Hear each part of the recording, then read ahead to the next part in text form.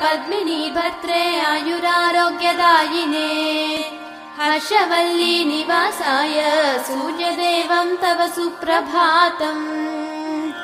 उत्तिष्ठोत्तिष्ठ चायेश उत्तिष्ठ उषयोज्ज्वल उत्तिष्ठ पद्मिनी कान्त लोकानां मङ्गलं कुरु।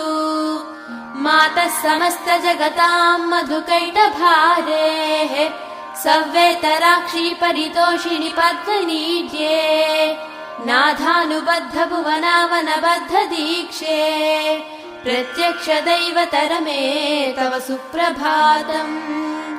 छाये किलाश्रित वरप्रद कल्पकल्पे विस्वाप्तधाम निलयामल दिव्यभासे आयाहि शीघ्रमघनासिनि संश्रितानां श्रीसूर्यदैवतरमे तव सुप्रभातम्।